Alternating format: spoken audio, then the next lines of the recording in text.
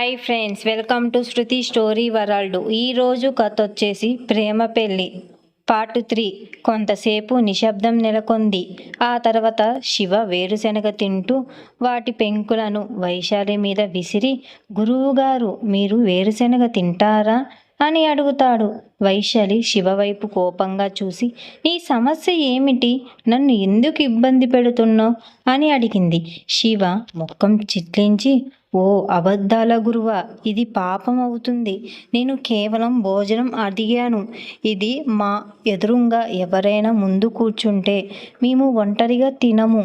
నువ్వేమో ఇలాంటి నీచమైన ఆరోపణలు చేస్తున్నావు, మమ్మల్ని భయపెడుతున్నావు అని అంటుంది. వైశాలి కోపంగా చూసి, నేను ఇది చివరిసారిగా చెబుతున్నాను, దయచేసి నన్ను ఇబ్బంది పెట్టకండి అని అంటుంది. శివ కూడా వైశాలి అనుసరిస్తూ, మిత్రమా, ఎందుకు కలత చెందిన ఆత్మలా తిరుగుతున్నావు అని అంటాడు. అలా అనేసరికి వైశాలి శివ వైపు తదేకంగా చూడసాగింది. అప్పుడు శివ ఇలా అన్నాడు, నన్ను అలా చూడకు. నీ ముఖం చూస్తుంటే నువ్వు దిక్కుతోచని స్థితిలో ఉన్నావు అని తెలుస్తుంది. నీ సమస్య ఏమిటో చెప్పు అని శివ వైశాలిని అడుగుతాడు. కానీ వైశాలి ఏమి చెప్పడు. శివ దాన్ని నేను క్షణంలో పరిష్కరిస్తాను అలా అనటంతో వైశాలి కోపంగా, సమస్య అంతా నువ్వే, దయచేసి నీ చిలకలాంటి నోరు మూసుకో అని అంటుంది. శివ దీనంగా ముఖం పెట్టి, మా ఇంట్లో మా అమ్మ, మా అన్నయ్య, నువ్వు, నేను అని అంటాడు. ఆ మాటలకి వైశాలి ఏమీ మాట్లాడలేదు.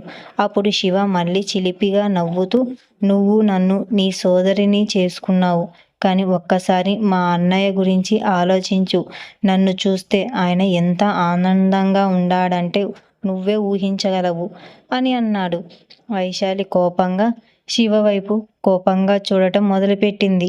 ఈసారి నీపై నేను ఫిర్యాదు చేస్తానని గట్టిగా వార్నింగ్ ఇస్తూ శివ చిన్నపిల్లాడిగా ముఖం పెట్టి, మిత్రమా, నీలాంటి టీచర్ వదిన నాకు దొరికితే జైలుకైనా వెళ్తాను. నీ కోపం టీచర్ వైఖరి చూస్తుంటే నీలో మా అన్నయ్య పోలిక కనిపిస్తుంది. మీరిద్దరూ అచ్చం ఒకేలా ఉన్నారు. ఒకేలాంటి ఇద్దరు వ్యక్తులకు పెళ్లి జరిగితే అది ఎంత అద్భుతమైన వివాహము కదా అని అంటుంది. వైశాలి కోపంగా కాలు కింద పెట్టి చెప్పులు పట్టుకోవడం మొదలుపెట్టింది. చూడు, అతని వయసు నీ వయసు ఒకటే. నీకు కూడా ఇప్పటి వరకు పెళ్లి కాలేదు, అతనికి కూడా పెళ్లి కాలేదు. మీరు ఒకరి కోసం మరొకరు పుట్టినట్లున్నారు అని శివ చెప్పాడు.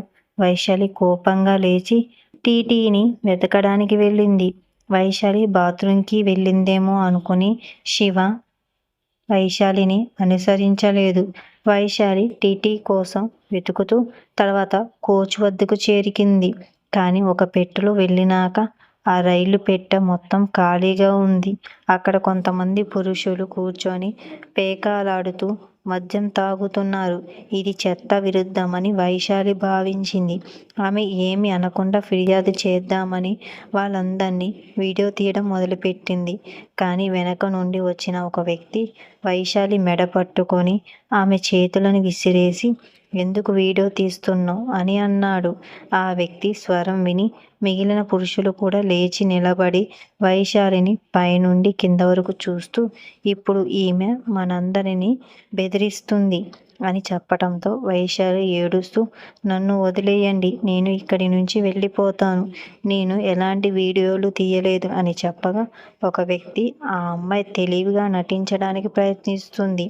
కానీ ఆమె తెలివితేటలు ఇప్పుడు బయటపడుతున్నాయి, ఎవరు నమ్మకండి అని అంటాడు. వైశాలి భయపడి, నన్ను వదిలేయండి, దయచేసి నన్ను వెళ్ళనివ్వండి, నన్ను క్షమించండి, నేను ఎవరికి చెప్పను అని అరుస్తుంది. కానీ అప్పుడు ఆ వ్యక్తి వైశాలిని చూసి, అప్పుడే నిన్ను మాట్లాడగలిగే స్థితిలో వదిలేస్తాను అని అన్నాడు. వైశాలి భయంతో నేరుగా సీట్లో పొలబడి ఏడుస్తూ మొదలుపెట్టింది. ఆ వ్యక్తి ఆమె వైపు కదలడం ప్రారంభించాడు. సరిగ్గా అప్పుడే ఫోన్లో మాట్లాడుతున్న శివ పక్కకు జరిగి ముందుకు వచ్చాడు. శివ ఇంకా ఇలా చెప్పాడు, అవును కమిషనర్ అంకుల్, మీ అమ్మాయి పూర్తిగా క్షేమంగా ఉంది. ఆమె 2 పోలీసులతో బాత్రూంకి వెళ్ళింది అని అంటాడు. వెంటనే అక్కడ ఉన్న వ్యక్తులు వైష్ణవిని చూడగానే ఆశ్చర్యపోయి ఫోన్పై చేయి పెట్టి, బాబు మేడం ఇక్కడే కూర్చున్నారు. మీ అంగరక్షకులు ఎక్కడికి వెళ్ళారు అని అడుగుతాడు. నేను ఇప్పుడే మీ నాన్నగారితో మాట్లాడుతున్నా. క్షమించండి కమిషనర్ గారు అని అన్నాడు. వైశాలి తెలివిగా తక్కువగా లేచి నిలబడింది. అక్కడ ఉన్న పురుషులు కూడా కొంచెం భయపడ్డారు. ఆ అమ్మాయి కమిషనర్ కూతురు. ఆమెతో పాటు 2 పోలీసులు కూడా ఉన్నారు.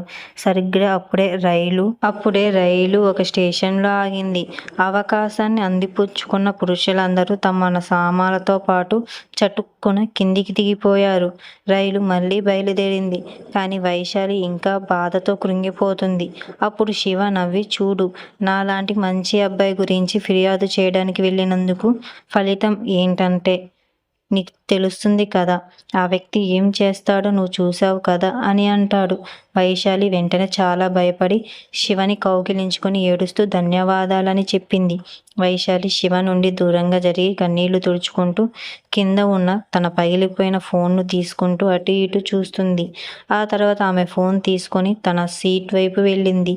శివ కూడా వెనక్కని వెళుతూ సోదరిని కోరుతూ ఆమెను ఆట పట్టిస్తున్నారు. నీకు తెలుసా, మా సోదరుడు ఈ ప్రపంచంలోనే అత్యంత అందమైన అందగాడు. అతను నన్ను, మా అమ్మను ఒక చంటి బిడ్డలా చూసుకుంటాడు. ఇక ఊహించుకో అతను నిన్ను ఎలా చూసుకుంటాడో. ఒక్కసారి నువ్వు అతని హృదయంలో కేవలం కనురెప్పల మీదే కాదు, నీకంటూ ఒక స్థానం సంపాదించుకుంటే చాలు. అతన్ని నిన్ను తన మీద ఎత్తుకొని ప్రపంచమంతా తిప్పుతాడు. అంతేకాదు, నేను నీకు ఉచితంగా ఒక సోదరిలా ప్రేమిస్తా. ఈ విషయం గురించి మా అమ్మకి చెబుతాను. నువ్వు ఒక్క మాట చెప్తే చాలు, ఆమె వెంటనే మండపం కట్టించి పెళ్లి చేస్తుంది. వైశాలి తన స్థానంలో కూర్చొని, ఈసారి ప్రశాంతంగా, దయచేసి ఇప్పుడు నిశ్శబ్దంగా ఉండండి. మీ సోదరి ఉద్దేశం నేను ఆలోచించుకోలేదు అని చెప్పింది. శివ సంతోషంగా, అయితే ఈ బంధం ఖరారైనట్టే అని భావిస్తున్నాను అని అనుకుంటున్నాడు. వైశాలి దీర్ఘంగా శ్వాస తీసుకొని, చూడండి, మీరు చాలా మంచివారు. కానీ నాకు మీ అన్నయ్య ఆసక్తి లేదు. మీ అన్నయ్య పెళ్లి గురించి ఏ అమ్మాయితో అయినా ఎలా మాట్లాడగలరు? నాకు అర్థం కావటం లేదు అని అంటుంది. అందులో అమ్మాయిలను చూసి విసిగిపోయారు. అన్నయ్యకి ఏ అమ్మాయి నచ్చటం లేదు అని చెప్తాడు. వైశాలి అంటే, ఏ అమ్మాయి అర్థం చేసుకోలేని మీ అన్నయ్య నన్ను అర్థం చేసుకుంటాడని అనుకుంటున్నావా అని అంటుంది. శివ, అవును, ఎందుకంటే మీతో మాట్లాడిన తరువాత మీరు అచ్చం మా అన్నయ్యలాగే బయట దృఢంగా, లోపల సున్నితంగా ఉన్నారని నాకు అనిపిస్తుంది. వైశాలి విచారంగా ఉంది. నేను పనికిరాని దాన్ని.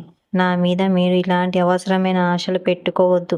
మీ అన్నకి వేరే ఎవరైనా చూసుకోండి అని చెప్తుంది.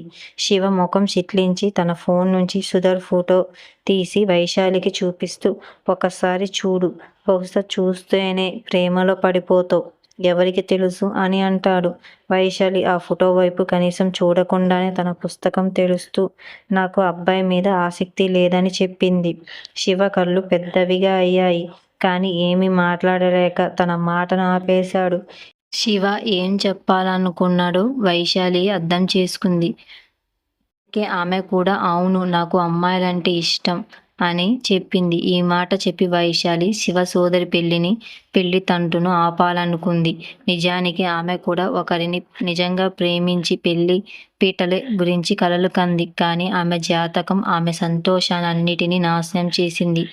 అప్పటికే తన జాతకం భారం తీవ్రమైన బాధతో కృంగిపోయి ఉండటం వల్ల ఆమె తన ప్రేమను వ్యక్తపరిచే ధైర్యాన్ని ఎప్పుడూ చెయ్యలేకపోయింది.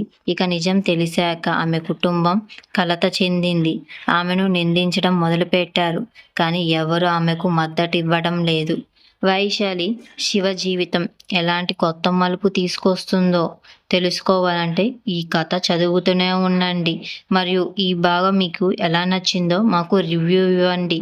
ఇలాంటి మరిన్ని స్టోరీస్ కావాలంటే నా ఛానల్ వెంటనే సబ్స్క్రైబ్ చేసుకోండి ఫ్రెండ్స్.